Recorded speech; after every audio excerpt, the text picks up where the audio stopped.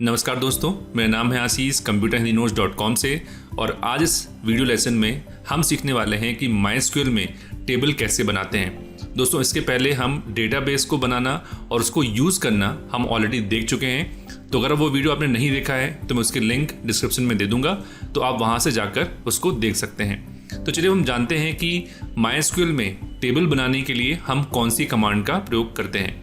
तो दोस्तों, MySQL में टेबल क्रिएट करने के लिए हम क्रिएट टेबल कमांड का यूज़ करते हैं। और क्रिएट टेबल कमांड में पहले हम क्रिएट लिखते हैं, हम टेबल लिखते हैं, फिर टेबल का नाम लिखते हैं। तो जो भी नाम हमें देना है टेबल का वो हम यहाँ पे दे सकते हैं। जैसे एग्जाम्पल के तौर पे हमने आपको पिछले एग्जाम्पल में बताया था कि अगर हम स्कूल नाम का डेटाबेस बना रहे हैं तो वहाँ पे हम स्टूडेंट की नाम की टेबल क्रिएट करेंगे, बुक्स की, टीचर की।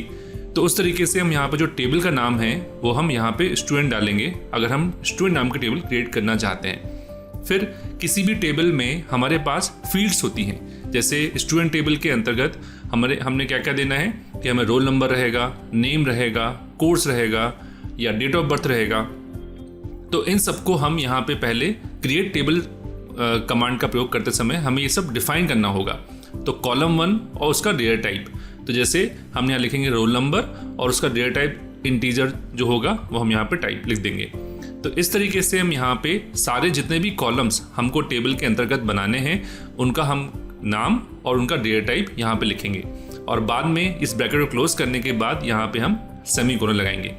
तो अगर हम एक लाइन में डिफाइन करें तो हम ऐसा कह सकते हैं कि क्रिएट टेबल कमांड के थ्रू हम MySQL में टेबल क्रिएट करते हैं, जिसके लिए हमें टेबल का नाम और उसमें जो भी कॉलम्स रहेंगे उस टेबल में और उनके डेटा टाइप, ये सब हमें वहाँ पे डिफाइन करने होते हैं। तो दोस्तों, मैंने यहाँ पे MySQL वर्कबेंच चालू कर लिया है। तो दोस्तों, इस कमांड को चलाने के पहले हमें डेटाबेस को सिलेक्ट करना होगा और अगर डेटाबेस नहीं है तो आपको उसको क्रिएट करना होगा। तो मैंने लास्ट वीडियो में जो हमारा कंप्यूटर हिंदी नोट्स नाम का डेटाबेस था वो मैंने डिलीट कर दिया था। तो यहाँ पे मैं फिर से पहले उसको बना लेता हूँ। तो हम यहाँ लिखेंगे क्रिएट डेटाबेस और फिर हमारे जो डेटाबेस का नाम है तो that is computer Hindi notes. इस नाम से हमें डेटाबेस बनाना है और इसको एग्जीक्यूट करने के लिए या तो हम यहाँ पे इस पर क्लिक कर सकते हैं या हम कंट्रोल के साथ में एंटर कर सकते हैं। तो यहाँ पे हमारा डेटाबेस क्रिएट हो गया है। डेटाबेस क्रिएट करने के बाद हम इसको यूज़ करेंगे, इसको सिलेक्ट करने के लिए। तो यूज़ कमांड लगाई हमने और कंट्रोल एंटर, ये डेटाबेस भी सिलेक्ट हो गया है हमारा। और जैसे मैंने आपको बताया था कि जो हमारे पास स्कीमा है, अगर यहाँ पे डेटाबेस डिस्प्ले नहीं हो रहा है, अगर आपने तुरंत क्रिएट किया है तो आप यहाँ पे रिफ्रेश पे क्लिक कर सकते हो। तो आप देखोगे कि यहाँ पे डेटाबेस आपको दिखने लगा और ये बोल्ड लेटर में दिख रहा है। बोल्ड का मतलब है कि आपका डेटाबेस यहाँ पे सिलेक्ट हो गया है। दोस्तों, ये सेम कमांड आप कंसोल में भी चला सकते हो। मैं आपको अभी इस वीडियो के एंड में आपको बताऊंगा कि अगर आप कंसोल का यूज़ करना चाहते हो, मतलब आपके पास MySQL वर्कबेंच नहीं है, तो ये सेम कमांड आप वहाँ भी चला सकते हो। अब इसके अंदर हमें टेबल क्रिएट करनी है। तो यहाँ टेबल क्रिएट करने के लिए जैसे मैंने आपको बताया कि क्रिएट और हम टेबल लिखते हैं और फिर टेबल का नाम हमें जो भी देना है। तो मैंने यहाँ पे स्टूडेंट नाम की टेबल डिफाइन की, यहाँ पे हम ब्रैकेट लगाएंगे, एंटर किया हमने और यहाँ पे हम सारे कॉलम के नेम लिखेंगे जो भी हमें इसके अंतर्गत चाहिए है। तो हमने कहा रोल नंबर, ठीक है। अब यहाँ पे हमारा इंट हम डिफाइन करेंगे क्योंकि हमें यहाँ पे इंटीजर चाहिए है और उसकी जो मैक्सिमम लेंथ है वो कितनी रहेगी। तो हमने कहा यहाँ पे 11 उसकी लेंथ रहेगी, कॉमा सेकंड हमारा क्या रहेगा। तो हमने कहा सेकंड जो हमारा कॉलम रहेगा वो रहेगा स्टूडेंट अंडरस्कोर नेम। दोस्तों, आपको याद रखना है कि हम कभी भी कॉलम के नेम में स्पेस और स्पेशल कैरेक्टर का यूज़ नहीं करते हैं। अगर आप किसी कॉलम के नेम में 2 वर्ड यूज़ करना चाहते हो तो वहाँ पे हमेशा आपको अंडरस्कोर का यूज़ करना पड़ता है। अब उसके बाद यहाँ पे हमने लिखा उसका डेटा टाइप। दोस्तों, मुझे मालूम है कि आपको ये नहीं समझ में आ रहा होगा कि मैं इंट या वेयर केयर क्यों लिख रहा हूँ। तो अभी फ़िलहाल के लिए बस आप ये समझ लीजिए कि अगर हमें किसी भी फील्ड में नंबर स्टोर करने हैं तो उसके लिए हम क्या यूज़ करते हैं, इंट लिखते हैं। और यहाँ पे हम उसकी साइज़ लिखी कि मैक्सिमम इसमें 11 डिजिट्स के नंबर्स हम मैक्सिमम इसमें लिख सकते हैं। वहीं स्टूडेंट नेम, क्योंकि यहाँ पे स्ट्रिंग इनपुट करनी है हमको, मतलब जो नाम रहेगा वो कैरेक्टर्स होंगे, तो यहाँ पे हम वेयर केयर यूज़ करेंगे जिसका हमने कहा कि मैक्सिमम इसमें 60 कैरेक्टर की लेंथ होगी।